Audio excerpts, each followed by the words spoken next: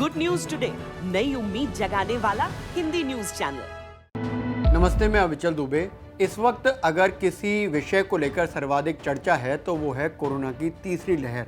हम और आप हमेशा इस बात का जिक्र करते हैं कि कोरोना की तीसरी लहर कब आएगी और अगर आएगी तो कितनी बड़ी होगी, यानी कि कितने ज़्यादा लोगों को प्रभावित करेगी, कितने मामले आ सकते हैं। इस सब के कयास लगाए जा रहे हैं। लगातार कई बार स्टडीज़ भी सामने आती हैं कि ये लहर सितंबर से अक्टूबर के बीच में हो सकती है, यानी कि इस महीने से लेकर अक्टूबर के बीच में अगले महीने तक हो सकती है। हो सकता है कि अक्टूबर में पीक पर हो, लेकिन ये सब कयासबाजी हैं। इसी बीच IIT कानपुर के प्रोफेसर हैं डॉक्टर मणिंदर अग्रवाल। उन्होंने अपने गणितीय मॉडल, अपने मैथमेटिकल मॉडल के आधार पर कुछ बातें कही हैं जो इसको साफ करती हैं कि तीसरी लहर का प्रकोप कितना ज़्यादा हो सकता है या कम रहेगा, या अभी की क्या स्थिति है। तो मणिंदर अग्रवाल ने जो तीसरी लहर पर बातें कही हैं, जिनको हम पॉइंट्स के जरिए समझें, तो मणिंदर अग्रवाल साफ तौर पर ये कह रहे हैं कि नया वेरिएंट नहीं आया तो कोरोना काबू में रहेगा। केरल के हाल खराब हैं अभी, लेकिन पूरे देश का जो हाल है वो कंट्रोल में दिख रहा है।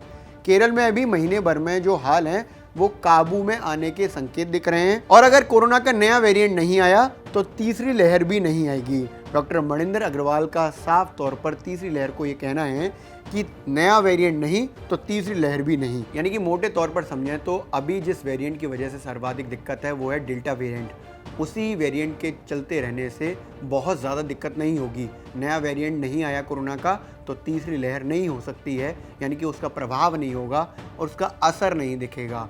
इसके साथ ही जो मैथमेटिकल मॉडल जो अपनाया गया है उसके आधार पर भी कुछ बातें मणिंदर अग्रवाल ने साफ की हैं। उन्होंने बताया है कि यूपी में 75% से ज़्यादा आबादी के पास इस वक्त हर्ड इम्यूनिटी तैयार है, इसलिए यूपी में अच्छे से कोरोना को कंट्रोल कर लिया गया है।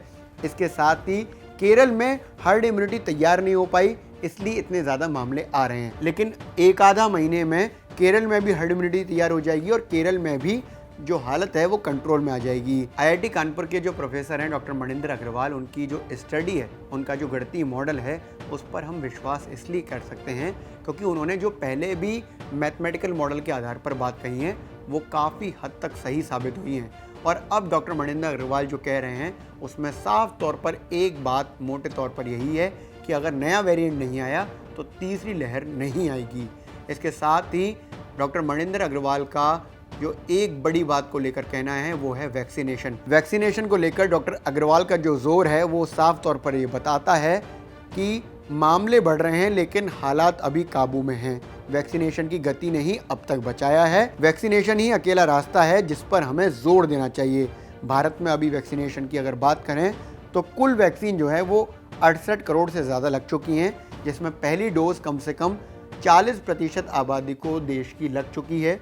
इसके साथ ही दोनों डोज यानी कि फुल्ली वैक्सीनेटेड जो लोग हो चुके हैं वो 12% लोग हो चुके हैं। अगर वैक्सीनेशन की सही डेफिनेशन में बात करें तो कोरोना वैक्सीनेशन की बात में ये समझ में आता है कि फुल्ली वैक्सीनेटेड होने पर यानी कि दोनों डोज लगने पर ही आप कोरोना से बच सकते हैं। अगर आपको कम से कम एक डोज भी लगी है तो कहीं ना कहीं आप एंटीबॉडीज़ तैयार कर रहे हैं अपने शरीर में। इसलिए हम आपसे अपील करते हैं कि अभी तक अगर आपने वैक्सीन नहीं लगवाई है तो कम से कम वैक्सीन लगवाइए। अगर आपको एक वैक्सीन लग गई है तो अपना अंतराल पूरा होने के बाद दूसरी वैक्सीन ज़रूर लगवाएं, क्योंकि वैक्सीनेशन ही अकेला रास्ता है जो हमें कोरोना से बचा सकता है।